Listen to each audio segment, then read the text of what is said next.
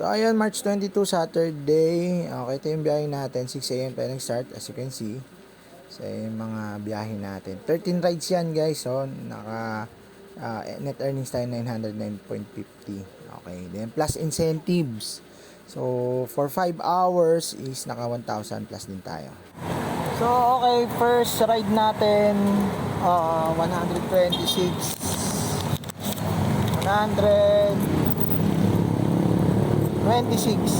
first ride, galing sa Floodway papunta rito sa Shaw Boulevard.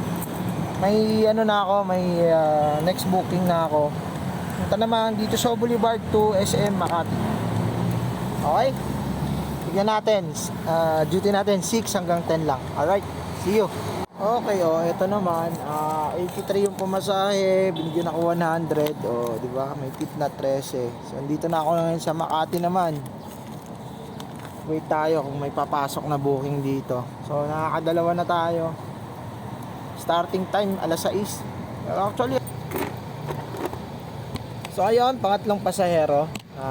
From Makati pa rin, malapit lang.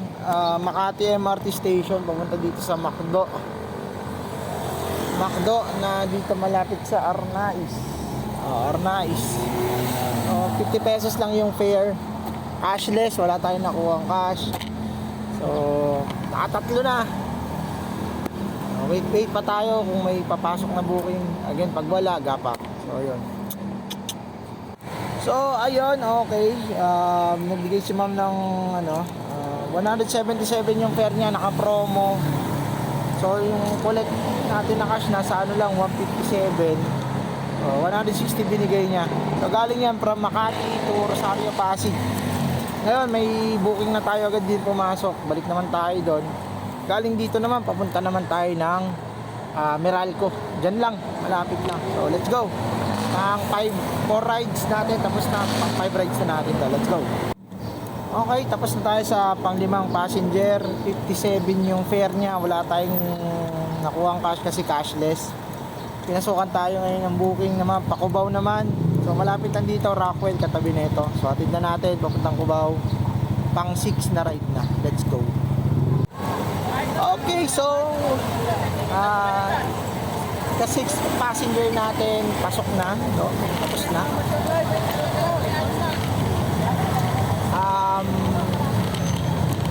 85 yung fare niya, tapos cashless. So ano pala ngayon, alas 7:57. So may 2 hours pa tayo kasi 10 tayo titigil dito. So hanap muna tayo. So alis tayo agad doon kasi pinapalis. Hanap tayo ng spot kung may makuha tayong pasahero. Let's go. Okay, so sige ma'am, dito ma'am, sakay na po. So galing naman dito sa Cubao, papuntang GMA naman. Okay, ka 7th passenger natin. Alright, so let's go.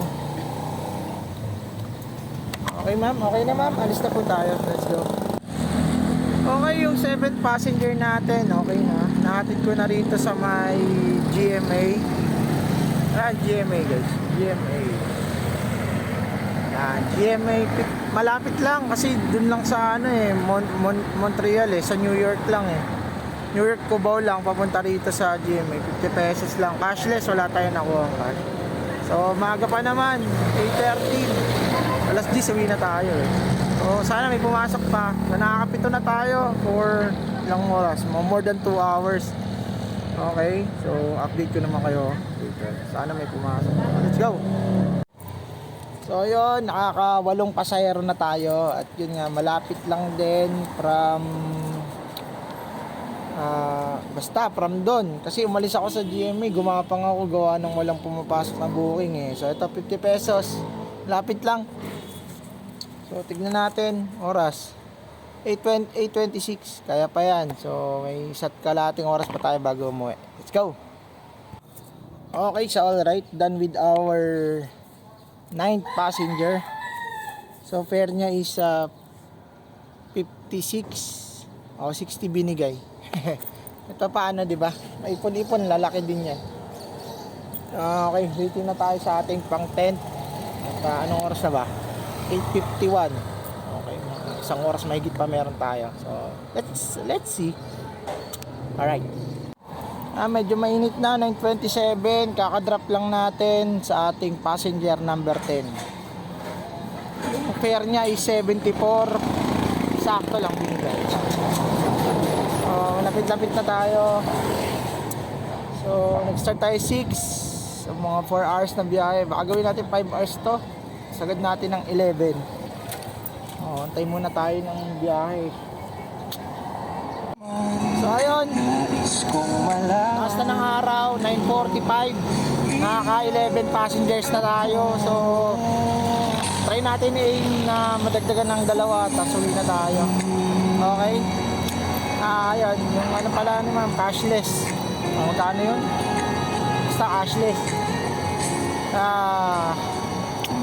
Waiting na tayo ngayon sa next passenger. Sana meron. Okay, kakadrop lang ng ating ika-12 na passenger. Isa na lang, uwi na tayo dahil sobrang init na rin, ano? Okay, so nasa Sampaloc, Manila ako ngayon. Kanina from QC sa Panay, no? Yun, papunta rito. And hopefully makakuha tayo ng sige, kahit ano na lang, then set destination lang tayo.